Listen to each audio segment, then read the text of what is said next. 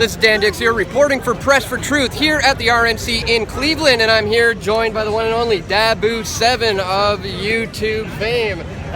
Daboo, first of all, man, tell us a little bit about this setup that you got going on. I saw yesterday you had a pretty impressive rig. What are your plans for the events, and what are you doing right now? Well, right now, I'm out here live streaming off the selfie stick. Yesterday, we were out in the streets all day. The rig has, we had the encoder hooked up, multiple battery packs.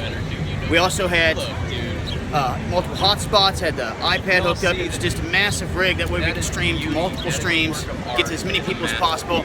But running around the street with that rig all day was a bit much. So I switched to the body rig in the evening, and I'll probably use that tonight too when we're walking the streets. But the selfie stick, you can't go wrong with it. That's right. If we've got a connection through Emoji or any app and we're streaming good, I'll stay there. But if that chops out, we'll try to go to the encoder. Yeah. And you want to travel light out here in the streets, but it's been peaceful thus far. Had a chance to meet up with Press for Truth and Luke, and we got to see Revolutionary Z out here, Biggs, Rob Dew. We can see a lot of cats out here. But as far as chaos or anything like that, we haven't seen anything. Now, Black Lives Matter just put out an official statement today saying that they're sitting out of this whole thing. After months of talking this whole thing up, and even after the past 2 days of hearing Black Lives Matter chants in the streets, they're saying officially that they're going to sit this out, which I find hard to believe or a little odd. So, just wanted to throw that out there. We're going to play it by ear, and we're out here doing it. Yeah, man, awesome. Great job you've been doing. Tell the people, when did you start your YouTube channel? Because it's gotten really big, I would say, fairly quickly, but I'm not sure when you started it. 2013, March. Well, I started my original before then, Daboo7. They eliminated that one. Daboo7 was my backup. I think we're around 220-some thousand subs there. My backup now is Daboo777. Got about 140 over there. Man, we just stay on the truth, man. We just like you. We get out here and we grind, and I just try to put out the interesting stuff that's going on that the mainstream media won't talk about. Yeah, absolutely. You have a real knack for finding a lot of these crucial stories and letting people know what's up with it. How did you come up with the name? What does it mean? Daboo7, and I get asked this a lot. After I got a lot of my inspiration from Tupac Shakur, Machiavelli. And what woke me up, believe it or not, was Tupac Shakur. He put an album out called The Don Illuminati, and I asked myself, what does that mean? When I figured out what Illuminati meant, it meant to kill the Illuminati. It woke me up. It's been on ever since.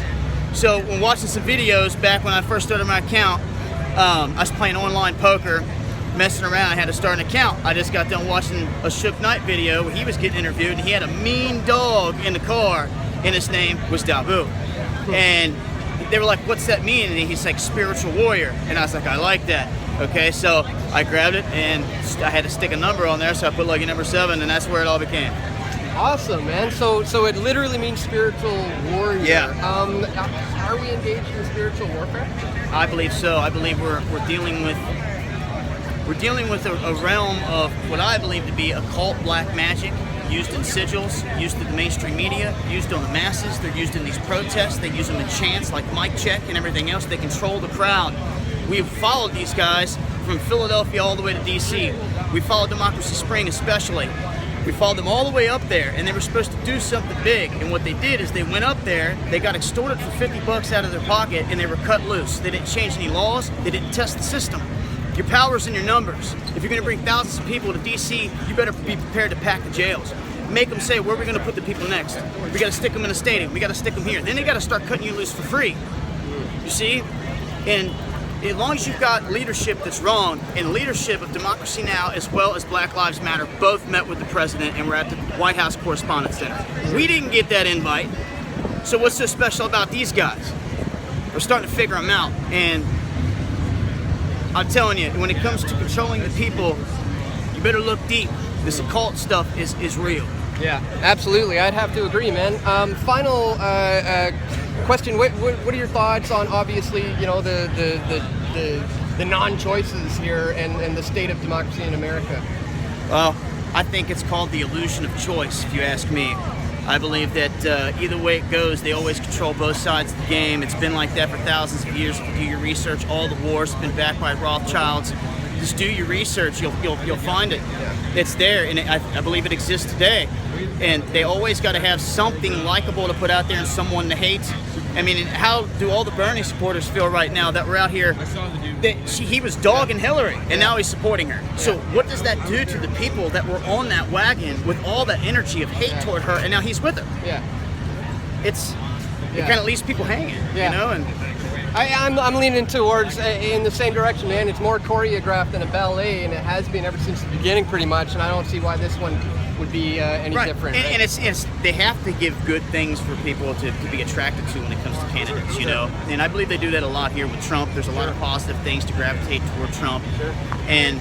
You know, what caught me in the beginning when he was talking was to do away with Obamacare and all these key things. It's like, okay, we hear this all the time, but let's see who's really going to do it. Yeah. You know, who's really going to make things right. But all we can do is sit back and see what happens and try to be the eyes and ears on the ground every day. Yeah, man. Well, you've been doing a fantastic job at that. Once again, keep up the great work, man. And thank you very much. You too, man. All right, man. Much love. Much love, y'all.